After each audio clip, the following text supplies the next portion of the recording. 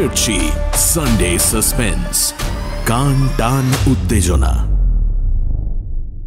বইটির সত্ত্ব আনন্দ publishers private limited কর্তৃক সংরক্ষিত। মদ্যপান, ধূমপান ও মাদক সেবন স্বাস্থ্যের পক্ষে ক্ষতিকর।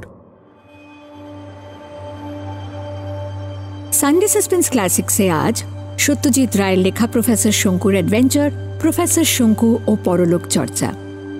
এই গল্পটি প্রথম প্রকাশিত হয় আনন্দমেলার পুজোবার্ষিকী 1394 সালে, অর্থাৎ 1987 খ্রিস্টাব্দে। প্রধান চরিত্রে professor Shonku, Wilhelm Krol, Heine, professor Schulz, professor Hubermann ও পরলোকগত কয়েকজন বিখ্যাত ব্যক্তি। গল্প পাঠে দীপ। শুরু হচ্ছে প্রফেসর শঙ্কু ও পরলোক চর্চা।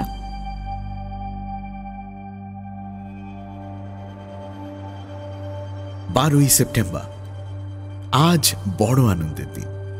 1.5 বছর অক্লান্ত পরিশ্রমের পর আজ আমাদের যন্ত্র তৈরির কাজ শেষ হলো। আমাদের বলছি এই কারণে যে যদিও যন্ত্রের পরিকল্পনাটা আমার, এটা তৈরি করা আমার একার পক্ষে সম্ভব ছিল না।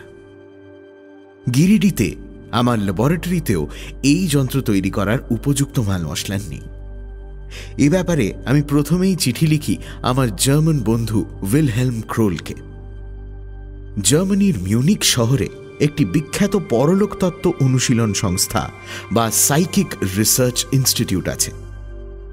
ক্রোলেরই সুপারিশে এই সংস্থা থেকে আমরা অর্থ সাহায্য পেয়েছি এবং এই টাকাতেই 2 জার্মান ও 1 ভারতীয় বৈজ্ঞানিক মিলে সম্ভব হয়েছে এই যন্ত্রটি তৈরি করা। দ্বিতীয় জার্মানটি হলেন এক যুবক, নাম রুডলফ হাইন। প্রেততত্ত্ব সম্পর্কে এই যুবকেরও অপরিসীম উৎসাহ। যন্ত্রটি সম্বন্ধে এবার কিছু বলি। এর নাম আমরা দিয়েছি কম্পিউডিয়াম, অর্থাৎ কম্পিউটারাইজড মিডিয়াম। যারা প্ল্যানচেটের সাহায্যে পরলোকগত আত্মার সঙ্গে যোগ স্থাপন করে তারা অনেক সময়ই একজন মিডিয়ামের সাহায্য নেয়। এই মিডিয়াম হলেন এমন একজন ব্যক্তি যার মাধ্যমে প্রেতাত্মা সহজেই আবির্ভূত হয়। মিডিয়ামের এই হল বিশেষ গুণ। আমি দেশে অনেক মিডিয়ামের সংস্পর্শে এসেছি এবং এদের স্টাডি করেছি। এদের স্বভাব হয় একটু বিশেষ ধরনের, অনুভূতি রীতিমতো সূক্ষ্ম, আর তার সঙ্গে একটু ভাবুক তদ্গত ভাব। স্বাস্থ্য অনেকেরই দুর্বল, আয়ুও অনেক ক্ষেত্রেই কম। আমাদের যন্ত্রটা তৈরি করার আগে ইউরোপে ক্রোল আর ভারতবর্ষে আমি অন্তত 350 মিডিয়ামকে পুঙ্খানুপুঙ্খভাবে পরীক্ষা করে দেখি। আমাদের উদ্দেশ্য ছিল আত্মার সঙ্গে যোগ স্থাপনের কাজে জ্যান্ত মিডিয়ামের জায়গায় যান্ত্রিক মিডিয়াম ব্যবহার করা। এই কাজে মিউনিকের সাইকিক রিসার্চ ইনস্টিটিউট আমাদের প্রস্তাবে পৃষ্ঠপোষকতা করতে এক কথায় রাজি হয়ে যায়। টাকাও তারা ঢেলেছে অঢেল। এর মধ্যেই কম্পিউডিয়ামের ক্ষমতার যা পরিচয় পেয়েছি তাতে আমাদের 3 জনের পরিশ্রম আর ইনস্টিটিউটের অর্থ ব্যয় সার্থক হয়েছে বলেই মনে হয়। যন্ত্রটা দেখতে মানুষের মতো হবার কোনো প্রয়োজন ছিল না, কিন্তু আমরা ইচ্ছে করেই এটার একটা ধড় এবং মুন্ডু দিয়ে দিয়েছি। সেই সঙ্গে দাঁড় করাবার জন্য পায়েরও ব্যবস্থা হয়েছে। যন্ত্রটি 1 মিটার উঁচু, মাথার ওপর একটা চেরা ফাঁক রয়েছে। সেখান দিয়ে আমরা যে আত্মার সঙ্গে যোগ স্থাপন করতে চাইছি তার সম্বন্ধে তথ্য একটা কার্ডে লিখে পুরে দেওয়া হয়। যন্ত্রটাকে ঘরের এক পাশে বসিয়ে রেখে যারা এই প্ল্যানচেটে অংশ নিচ্ছে তাদের বসানো হবে হাত 10 দূরে এটার মুখোমুখি। যন্ত্রে কার্ড পোড়া হলে পর ঘরের বাতি নিভিয়ে দেওয়া হয়। এই সম্পূর্ণ অন্ধকার ঘরে ক্রমে যন্ত্রের বুকে বসানো একটা লাল বাতি জ্বলে ওঠে। তার মানে আত্মা উপস্থিত।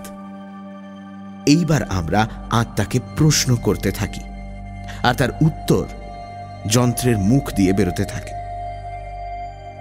আত্মা ক্লান্ত হলে পর লাল বাতিটা ধীরে ধীরে নিভে যায় আর প্ল্যানচেটও শেষ হয়ে যায়।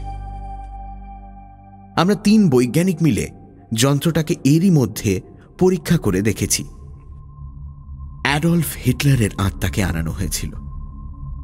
তথ্য যন্ত্রে পুরে দেওয়ার 1 মিনিটের মধ্যেই লাল বাতি জ্বলে ওঠে। আমি জার্মান ভাষায় প্রশ্ন করি, তুমি কি অ্যাডলফ হিটলার? উত্তর আসে অর্থাৎ হ্যাঁ। ক্রোল দ্বিতীয় প্রশ্ন করে, তুমি ইহুদিদের এমন নৃশংসভাবে নির্যাতন করেছো তোমার জীবদ্দশায়, তার জন্য এখন তোমার অনুশোচনা হয় না? তৎক্ষণাৎ যন্ত্রের মুখ থেকে তীক্ষ্ণ স্বরে উত্তর বেরোয়, অর্থাৎ না না না। প্রায় 5 মিনিট চলেছিল এই আত্মার সঙ্গে সাক্ষাৎকার। এটা বেশ বুঝেছিলাম যে হিটলার বেঁচে থাকতে সে নিজের সম্বন্ধে যে ধারণা পোষণ করত, মৃত্যুর এতদিন পরেও তার কোনো পরিবর্তন হয়নি। 2 দিন বিশ্রাম নিয়ে আবার যন্ত্রটাকে নিয়ে কাজ শুরু করব। হাইনের আকাঙ্ক্ষা একেবারে আকাশচুম্বী।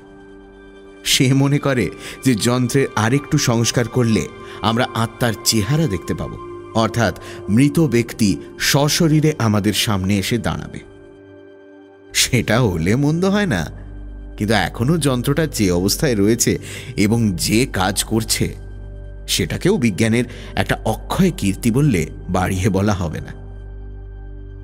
এবার একদিন কিছু বাছাই করা বৈজ্ঞানিকদের ডেকে আমাদের যন্ত্রের একটা ডেমনস্ট্রেশন দিতে হবে। এখনো পর্যন্ত ব্যাপারটা ধামাচাপা রয়েছে। আমি ক্রোলের অনুরোধে আরও 1 মাস মিউনিখে থাকব।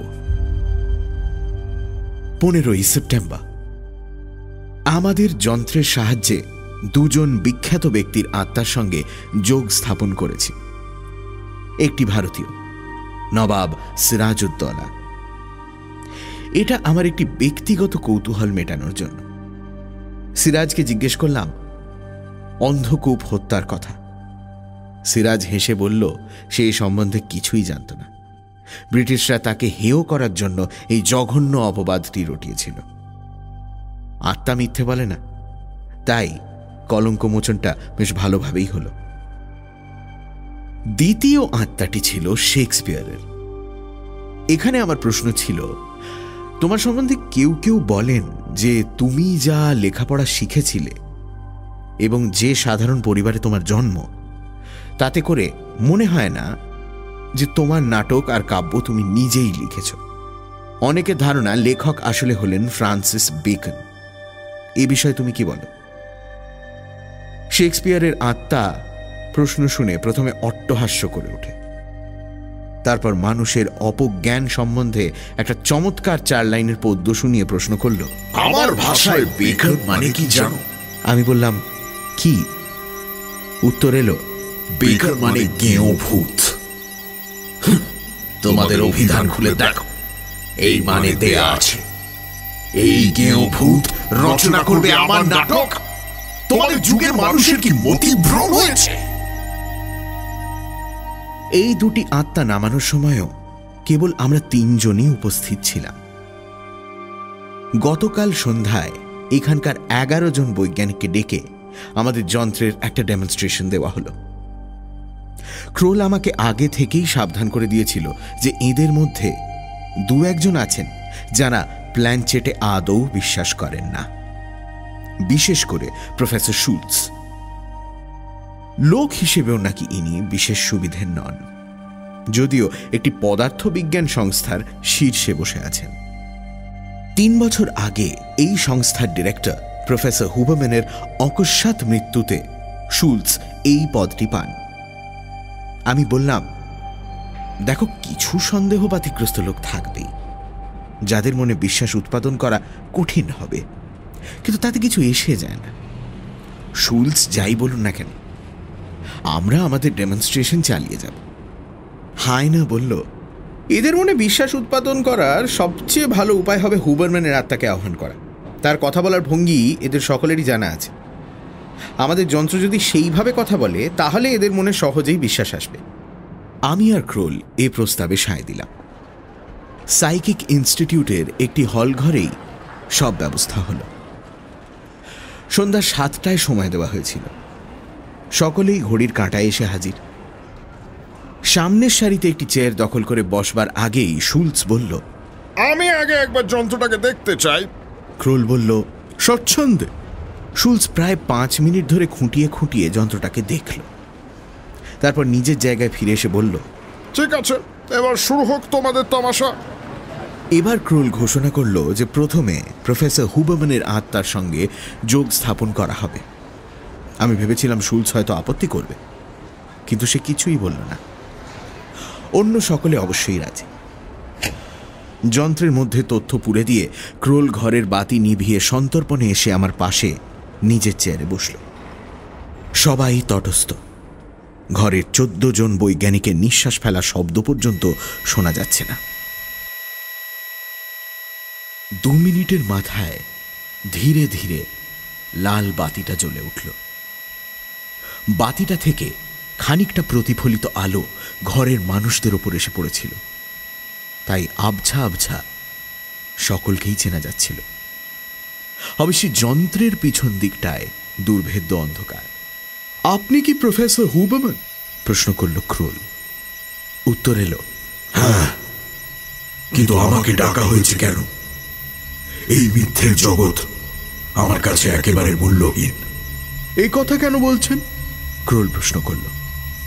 উত্তর এলো, যে জগতে নৃশংস হত্যাকারী আইনের হাত থেকে নিস্তার পেয়ে যায়, তার কি মূল্য থাকতে পারে? আমি অন্যদের দিকে চেয়ে দেখলাম তাদের মধ্যে একটা চাঞ্চল্যের ভাব। শুলস চেঁচিয়ে উঠল, এসব বুজরুকির অর্থ কি? ক্রোল, আমার বিশ্বাস তুমি হুবারম্যানের হয়ে কথা বলছো। তুমি তো ভেন্ট্রিলকুইজম জানো। ক্রোল যে ভেন্ট্রিলকুইজম জানে সেটা আমিও জানতাম, কিন্তু এ গলা যে আমাদের যন্ত্র থেকেই আসছে সে বিষয়ে কোনো সন্দেহ নেই। ক্রোলের মুখ বন্ধ, সে অবস্থায় শব্দ উচ্চারণ করা মোটেই সম্ভব নয়।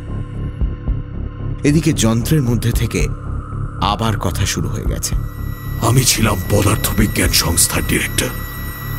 আমার পদটি দখল করার জন্য আমার কফির সঙ্গে পটাশিয়াম সায়ানাইড মিশিয়ে আমাকে খুন করেন ইয়োহান শুলস। কিন্তু শুধু প্রমাণের অভাবে তিনি পার পেয়ে যান। এর চেয়ে বড় অন্যায় আর কিছু থাকতে পারে না। আমি হঠাৎ একটা কাঁচ ভাঙার শব্দের সঙ্গে সঙ্গে লাল বাতি উধাও হয়ে গেল। আমার দৃষ্টি প্রফেসর শুলসের উপর ছিল, তাই আমি দেখলাম যে সে পকেট থেকে তার পাইপটা বার করে যন্ত্রের দিকে ছুঁড়েছে, আর অব্যর্থ লক্ষ্যে বাল্বটা ভেঙে চুরমার হয়ে গেছে। সেই সঙ্গে অবশ্যই আত্মার কথাও বন্ধ হয়ে গেল। ক্রোল উঠে গিয়ে ঘরের বাতি জ্বালিয়ে দিল। আমাদের সকলেরই দৃষ্টি শুলসের দিকে, কিন্তু শুলসের স্নায়ু যে অত্যন্ত মজবুত তাতে কোনো সন্দেহ নেই। সে শুধু ইস্পাত শীতল কণ্ঠে ক্রোলকে উদ্দেশ্য করে বলল, আজকের এই ঘটনার ফলে আমি কিন্তু তোমার বিরুদ্ধে মানহানির অভিযোগ আনতে পারি। যন্ত্রের দোহাই দিয়ে তুমি আমাকে হত্যাকারী বলে প্রতিপন্ন করতে চাইছো? তোমার স্পর্ধা তো কম নয়। এই কথা বলে শুলস তার পাইপটা না নিয়ে গটগট করে ঘর থেকে বেরিয়ে গেল। বাকি 10 জনের মধ্যে একজন, পদার্থবিদ প্রফেসর এলরিক, শুধু একটি মন্তব্য করলেন তার গম্ভীর গলায়, আমাদের অনেকেরই মনের সন্দেহ আজ সত্যি বলে প্রমাণ করেছেন হুবারম্যানের আত্মা। এই যন্ত্রের কোনো তুলনা নেই।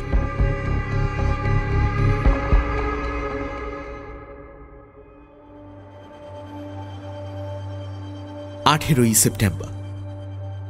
এই একদিনের ঘটনার ফলেই আমাদের কম্পিউডিয়ামের খ্যাতি বহু দূর ছড়িয়ে পড়েছে। আমাদের আরেকটা ডেমনস্ট্রেশন দেওয়ার ব্যবস্থা করতে হবে। ইতিমধ্যে বাল্বটা আমরা নতুন করে লাগিয়ে নিয়েছি। আমাদের তরুণ বন্ধু হায়না যন্ত্রটার পেছনে অনেকটা করে সময় দিচ্ছে, যাতে ওর আরো কিছু ক্ষমতা আরোপ করা যায়। আগামী শনিবার 22 সেপ্টেম্বর প্রায় 50 জন গণ্যমান্য ব্যক্তিকে বলা হয়েছে কম্পিউডিয়ামের একটি ডেমনস্ট্রেশনের জন্য। ইনস্টিটিউটেই হবে ব্যাপারটা। নিমন্ত্রিতদের মধ্যে বিজ্ঞানী, সাহিত্যিক, ডাক্তার, সঙ্গীত শিল্পী, চিত্রকর, ব্যবসাদার, সাংবাদিক সব রকম লোকই আছে। দেখা যাক কি হয়। 23 সেপ্টেম্বর কাল হই হই কাণ্ড। কিন্তু সাংবাদিকদের নিয়ে কি করা যায় সেটা ভেবে পাচ্ছি না। এত প্রমাণের পরেও তারা বলছে ব্যাপারটাতে বুজরুকি আছে। অন্ধকারের মধ্যে আমরা নাকি নিজেরাই যা করার করে যন্ত্রের ওপর দায়িত্ব চাপাচ্ছি। 3 বৈজ্ঞানিকের কারচুপি, বিজ্ঞানের মুখে কালি ইত্যাদি হেডলাইন কাগজে বেরিয়েছে। হায়না বারবার বলছে আত্মাকে চোখের সামনে উপস্থিত করতে পারলে তবেই এই ব্যাপারটা বিশ্বাস করবে। আমরা ওকে 1 মাস সময় দিয়েছি যন্ত্রটার উপর কাজ চালাতে। তাতেও যদি সফল হয় তাহলে তো কথাই নেই। এবার 22 তারিখের বৈঠকে কি হলো সেটা বলি, তবে তারও আগে একটা কথা বলা দরকার। আমি কিছুদিন ধরেই ভাবছিলাম যে ঐতিহাসিক যুগে সভ্য জগৎ থেকে আত্মা নামানো তো হলো, এবার আরেকটু পেছনে গেলে কেমন হয়। সম্প্রতি এখানকার খবরের কাগজে একটা প্রবন্ধ বেরিয়েছে, সেইটা পড়েই এই চিন্তাটা প্রথম মাথায় আসে। বাউমগার্টন বলে একজন ইতিহাসের অধ্যাপক প্রস্তর যুগের মানুষ সম্বন্ধে বলতে গিয়ে লিখেছেন যে স্পেন ও ফ্রান্সের কিছু গুহায় যেসব জানোয়ারের আশ্চর্য রঙিন ছবি রয়েছে তেমন আঁকা আজকের দিনের শিল্পীর পক্ষেও প্রায় অসম্ভব। সেগুলো প্রস্তর যুগের মানুষের কীর্তি হতেই পারে না। লেখাটা পড়ে আমার মনে পড়ল যে গুহাগুলো যখন আবিষ্কার হয়েছিল তখনও সভ্য সমাজের অনেকেই এই একই কথা বলে যে ছবিগুলো আসলে আজকের দিনের কোনো শিল্পীরই আঁকা, সেগুলোকে 20,000 বছরের পুরনো বলে চালানো হচ্ছে। আমি ঠিক করলাম এবার কম্পিউডিয়ামের সাহায্যে এই প্রস্তর যুগের একজন মানুষের আত্মাকে নামাবো। তার সঙ্গেও বেশি কথা বলা চলবে না, কারণ সম্ভবত এতদিন আগে কোনো ভাষার উদ্ভব হয়নি। কিন্তু এই আত্মা কি রকম আচরণ করে, মুখ দিয়ে কোনো শব্দ করে কিনা, সেগুলোও তো জানবার জিনিস। হয়তো সে একটা অজানা কোনো ভাষায় কথা বলতে আরম্ভ করবে, সেটা অবশ্যই একটা অতি মূল্যবান আবিষ্কার হবে। ক্রোল শুনে আমার প্রস্তাবে সায় দিয়ে বলল, তাহলে প্রবন্ধের লেখক বাউমগার্টনকেও ডাকা যাক, সেও উপস্থিত থাকুক। আমি বললাম, উত্তম প্রস্তাব। বাউমগার্টনের সঙ্গে যোগাযোগ করে দেখলাম সে যে শুধু প্রস্তর যুগের প্রাচীর চিত্রকেই উড়িয়ে দেয় তা নয়, পরলোক চর্চা সম্বন্ধেও তার প্রচণ্ড অবিশ্বাস। দস্তুর মতো সাধাসাধি করে তবে তাকে শেষ পর্যন্ত রাজি করানো গেল। 22-এ সন্ধে 7টায় সকলে হাজির হলো ইনস্টিটিউটের মাঝারি হলটায়। একটা জানলাহীন বড় দেয়ালের সামনে কিছু দূরে যন্ত্রটাকে রাখা হলো। আমরা এবং আমন্ত্রিত সকলে অর্ধচন্দ্রাকৃতি আকারে তার সামনে 15 হাত দূরে চেয়ার পেতে বসলাম। সভা শুরু হওয়ার আগে আমি উঠে দাঁড়িয়ে ঘোষণা করলাম যে আজ আমরা প্রস্তর যুগের একজন মানুষের আত্মাকে আহ্বান করছি। যদি দেখি তাতে কোনো ফল হলো না, তাহলে ঐতিহাসিক যুগের কাউকে ডাকব। এবার আমি যন্ত্রের মাথায় তথ্যের কার্ড গুঁজে দিয়ে বোতাম টিপে দিলাম। বলা বাহুল্য যন্ত্রটা বৈদ্যুতিক শক্তিতে কাজ করে। এরপর ঘর অন্ধকার হয়ে গেল। আমরা স্তব্ধ হয়ে বসে কি ঘটে দেখার জন্য অপেক্ষা করতে লাগলাম। 3 মিনিট পেরিয়ে গেল, বাতি আর জ্বলে না। তাহলে কি না, ওই যে ক্ষীণ আলো দেখা দিয়েছে। ক্রমে লাল বাতি উজ্জ্বলতর হল, তারপর একটা সময় এসে স্থির হয়ে গেল। কোনো শব্দ নেই, কিন্তু ঘরে একটা বনু গন্ধ পাচ্ছি। এটা বোধহয় হাইনের কারসাজি, কারণ গন্ধ এতদিন পাইনি। মিনিট খানেক অপেক্ষা করে আমি স্পেনীয় ভাষায় জিজ্ঞেস করলাম, এই ঘরে কোনো আত্মা এসেছে কি? উত্তরের বদলে একটা যেন ঘর ঘরে জান্তব শব্দ হলো। তারপর আরো কয়েকটা শব্দ হলো যার কোনো মানে আমাদের জানা নেই। বুঝলাম এই আত্মার সঙ্গে কথা বলে কোনো লাভ নেই। কিন্তু তাহলে কি করা হবে? লাল আলো দেখে বুঝতে পারছি আত্মা এখনো উপস্থিত। প্রায় মিনিট 10 এইভাবে জ্বলে আলোটা ক্রমে মিলিয়ে গেল। আর তারপরেই ঘরের বাতি জ্বলতে এক অত্যাশ্চর্য দৃশ্য দেখে আমাদের সকলের মুখ থেকেই নানা রকম বিস্ময়সূচক শব্দ বেরিয়ে পড়ল। যন্ত্রের পেছনে সাদা দেয়ালে একটা শিং বাগিয়ে তেড়ে আসা বাইসনের প্রকাণ্ড রঙিন ছবি আঁকা রয়েছে। এই ছবি যদি পিকাসো আঁকতেন তাহলেও তিনি গর্বই বোধ করতেন। এই ছবি আমাদের জন্য এঁকে গেছেন 20,000 বছর আগের প্রস্তর যুগের অজ্ঞাত মানুষের আত্মা। 28শে সেপ্টেম্বর সেদিনের আশ্চর্য ঘটনা সম্পর্কে আমাদের একজন দর্শক, পুরাতত্ত্ববিদ প্রফেসর ওয়াইগল, যন্ত্রটার উচ্ছ্বসিত প্রশংসা করে সংবাদপত্রে একটি সাক্ষাৎকার দিয়েছিলেন। কিন্তু সেই সঙ্গে বাউমগার্টেন আবার আমাদের বুজরুক বলে ঘোষণা করেছেন আরেকটি কাগজে।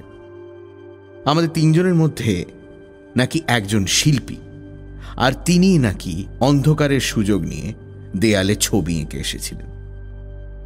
এর ফলে গত 3 দিন ধরে কাগজে তুমুল তর্ক বিতর্ক চলছে। বেশিরভাগ কাগজই আমাদের বিরুদ্ধে। আমি সাংবাদিক যাত্রার প্রতি বীতশ্রদ্ধ হয়ে সব ছেড়ে ছুড়ে দেশে ফেরার কথা ভাবছি, এমন সময় আজ সকালে হঠাৎ হায়না এসে সোল্লাসে ঘোষণা করল যে তার পরিশ্রম সার্থক হয়েছে। যন্ত্রের পাশে আত্মা সশরীরে আবির্ভূত হচ্ছেন। আমি তো অবাক। ক্রোলকে বলতে সে বলল, অবিলম্বে পরীক্ষা করে দেখা যাক। তুমি নিজে কি পরীক্ষা করেছো? না করে আর বলছি, বলল হায়না। আমি আমারই নামধারী অষ্টাদশ শতাব্দীর কবি হাইনরিখ হায়নার সঙ্গে এই মাত্র কথা বলে আসছি। তিনি কি পোশাক পরেছিলেন তারও বর্ণনা আমি দিতে পারি। আমরা তিনজনে তখনই যন্ত্রটা নিয়ে বসে গেলাম। 10 মিনিটের মধ্যে দেখি বিশ্ববিখ্যাত জার্মান সুরকার বেথোভেন কালো কোট পরে আমাদের সামনে অস্থিরভাবে পায়চারি করছে। আমরা তাকে কিছু প্রশ্ন করার আগেই বেথোভেন গভীর আক্ষেপের সঙ্গে চেঁচিয়ে উঠলেন, ওফ, আমার এই বধিরতাই হবে আমার কাল। হে ভগবান, আমার এই কান দুটোকেই তুমি নিষ্ক্রিয় করে দিলে। মনে পড়ে গেল বেথোভেন মাঝ বয়স থেকেই কালা হয়ে গিয়েছিলেন। হায়নার এই কীর্তিতে আমরা বাকি দুজনও খুব গর্ববোধ করছি। আমার মন বলছে এবার হয়তো সাংবাদিকদের স্থূল মস্তিষ্কে প্রবেশ করানো যাবে আমাদের এই যন্ত্রের অনন্যতা। আমরা তিনজনেই স্থির করলাম যে ইনস্টিটিউটের সাহায্যে জার্মানি যত নামকরা সাংবাদিক আছে, বিশেষ করে যারা আমাদের নিন্দা করেছে, তাদের সকলকে আর একটা বৈঠকে ডাকব। এবার ইনস্টিটিউটের বড় লেকচার হলটাকে নেওয়া হবে এবং মঞ্চের মধ্যে বসবে আমাদের যন্ত্র। আমরা এই মর্মে আমন্ত্রণ পাঠিয়ে দিয়েছি। অবশ্য এবারও আমরা বৈজ্ঞানিকদের বাদ দিইনি। শুলৎজকেও বলা হয়েছে। সে কার্ড পেয়ে আমাকে ফোন করে বলেছিল, এবার কি নতুন পুত্রকে দেখাবে তোমরা? আমি বললাম, সেটা আপনি সশরীরে বর্তমান থেকেই দেখুন না। এইটুকু বলতে পারি যে এবার শুধু শোনার নয়, দেখার জিনিসও থাকবে। শুলৎজ হেসে বলেছিল, তা ম্যাজিক দেখতে কে না ভালোবাসে? সে ম্যাজিক যদি সর্বসমক্ষে ফাঁস করে দেওয়া যায়, তার থেকে বেশি মজা আর কিছুতেই নেই। আমি বললাম, আপনার মতলব তাই হলেও আপনি দয়া করে আসুন। দেখি, বলল শুলৎজ। আমার মন বলছে শুলৎজ না এসে পারবে না। সব শুদ্ধ 750 লোককে বলা হয়েছে। ইনস্টিটিউটের হলে ধরে 800। 3রা অক্টোবর আমাদের বৈঠক। 3রা অক্টোবর রাত 12:30। আজ সন্ধ্যার ঘটনা ভাবতে এখনো শিউরে শিউরে উঠছি। তবে আমাদের যে জয় হয়েছে তাতে কোনো সন্দেহ নেই। বৈঠকের শেষে শিহরণ সত্ত্বেও হলের মধ্যে কোনো লোক হাততালি দিতে ছাড়েনি। আমাদের তৈরি এই কম্পিউডিয়াম আমাদের মান রেখেছে আশ্চর্যভাবে। আমন্ত্রিতদের প্রত্যেকেই এসেছিল। বিনা পয়সার তামাশা দেখার লোভ কে সামলাতে পারে? শেষ পর্যন্ত টেলিফোনে বহু অনুরোধের ফলে লেকচার হল ভরেই গেল। আজ সভা আরম্ভ হওয়ার আগে একটা ছোট বক্তৃতায় ক্রোল জানিয়ে দিল আমাদের মনোভাবটা। বিজ্ঞানের কোনো যুগান্তকারী আবিষ্কারই প্রথমে সকলে মেনে নেয়। টেলিফোন, টেলিগ্রাফ, টেলিভিশন থেকে শুরু করে আণবিক বিস্ফোরণ, চাঁদে অবতরণ, মহাকাশে স্যাটেলাইট প্রেরণ, এই সব কিছু সম্বন্ধেই বহু লোকে মনে সন্দেহ পোষণ করেছে। আমাদের ক্ষেত্রেও তাই হবে, এবং আজকে যা ঘটতে চলেছে তা এই যন্ত্র সম্পর্কে মানুষের মনে বিশ্বাস জাগাবে, এটাই আমাদের ধারণা। আজ কথা ছিল যে যন্ত্রটার মাথায় তথ্য পূর্বে হয় না, এবং সে যে কার প্রেতাত্মাকে নামাতে চায় সেটা আমাদের দুজন কেউ বলবে না। এটা হবে একটা সারপ্রাইজ। ক্রোল, আমি তাতে রাজি হয়ে যাই, কারণ হাইনের বয়স কম হলেও সে অতি বিচক্ষণ বৈজ্ঞানিক। তাছাড়া তার তরুণ মস্তিষ্কে যে ধরনের বুদ্ধি খেলে সেটা বর্তমান পরিস্থিতিতে কাজে লাগতে পারে। ক্রোল বক্তৃতা দিয়ে বসার পর হাইনা উঠে দাঁড়িয়ে সভার সকলকে অভিবাদন জানিয়ে বলল, আজ আমরা আপনাদের জানিয়েছি যে আমাদের কম্পিউটিয়ামের সাহায্যে একটি প্রেতাত্মা উপস্থিত করা হবে। আমি শুধু এইটুকুই বলতে চাই যে সেটা কিসের আত্মা সেটা আগে থেকে বলা হবে না। আত্মা এলে পর আপনারা নিজের চোখেই দেখতে পাবেন। হাইনা তার কথা শেষ করে পকেট থেকে একটা কার্ড বের করে মঞ্চের মাঝখানে রাখা যন্ত্রটার মাথায় গুঁজে দিল। তারপর একজন কর্মচারীর দিকে ইঙ্গিত করাতে সে হলের সব বাতি নিভিয়ে দিল। আমি সহজে নার্ভাস বা বিচলিত হই না, কিন্তু আজ কেন জানি আমার বুকের ভেতর একটা দুরু দুরু অনুভব করছে। কার আত্মা আসছে হাইনার আহ্বানে? 5 মিনিট কোনো ঘটনা নেই। ঘরে মিশ কালো অন্ধকার, জানলাগুলো কালো পর্দা দিয়ে ঢাকা। কি যেন একটা কাশতে গিয়ে কাশি চেপে নিল। তারপরেই আবার নিস্তব্ধতা। বুঝতে পারছিলাম সকলে দম বন্ধ করে অপেক্ষা করছে। আমার দৃষ্টি মঞ্চের মাঝখান থেকে এক চুলও নড়ছে না। ওই যে একটা যেন লাল বিন্দু দেখতে পাচ্ছি। হ্যাঁ, কোনো ভুল নেই, যন্ত্রের বুকে লাল আলো জ্বলে উঠছে। তার মানে হঠাৎ একটা শব্দ পেলাম নিস্তব্ধ ঘরের মধ্যে। ঝড়ের শব্দ। না, ঝড়ের নয়, উড়ন্ত পাখির ডানার শব্দ। ওই যে পাখি। পাখি কি? হলের এ মাথা থেকে ও মাথা উড়ে বেড়াচ্ছে। ওটা কি? এবার বুঝতে পারলাম, কারণ প্রাণীটার গা থেকে ফসফরাসের আলো বিচ্ছুরিত হচ্ছে। বাদুড়, পাখি আর সরীসৃপ মেশানো একটা প্রাণী। মঞ্চের মাঝখান থেকে উঠে চক্রাকারে ঘুরতে লেগেছে সমস্ত হল জুড়ে, দর্শকের মাথার উপর দিয়ে।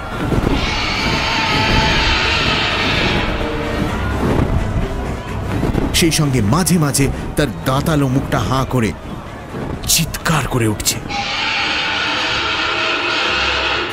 টেরোড্যাকটিল, দাঁত ও ডানা বিশিষ্ট ভীষণ হিংস্র প্রাণী। আজ থেকে 1.5 কোটি বছর আগে ছিল পৃথিবীতে। হায়না সেই প্রাণীর বর্ণনা দিয়েছে তার কার্ডে। প্রাণীর চোখ দুটো জলজলে সবুজ, দেখলেই মনে হয় যেন হিংস্রতার প্রতীক। তার উপরে তার শরীর থেকে বিচ্ছুরিত জ্যোতি তাকে আরো ভয়ানক করে তুলেছে। হলে তুমুল চাঞ্চল্য, আর সেটা যে চরম আতঙ্কের অভিব্যক্তি তাতে কোনো সন্দেহ নেই। সব গোলমাল ছাপিয়ে হায়না চেঁচিয়ে উঠল মাইকে, বিশ্বাস হয়েছে, বিশ্বাস হয়েছে, এইবারে বিশ্বাস হয়েছে তো? সমস্বরে উত্তর এলো,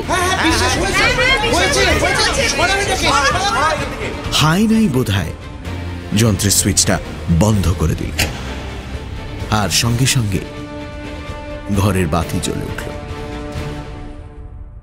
দর্শকের মধ্যে 7 জন লোক ভয়ে অজ্ঞান হয়ে গিয়েছিল। সামনের সারির একজন কালো স্যুট পরা ভদ্রলোক চেয়ার থেকে মেঝেতে পড়ে গিয়েছিলেন। কাছে গিয়ে দেখলাম লোকটি প্রফেসর শুলস। ক্রুল শুলসের কবজি ধরে নাড়ি দেখে গম্ভীরভাবে বলল, ইনি আর বেঁচে নেই। এদিকে এই মৃত্যুর পশ্চাৎপটে চলেছে তুমুল করধ্বনি। মনে মনে বললাম, কম্পিউডিয়ামের জয়, বিজ্ঞানের জয়।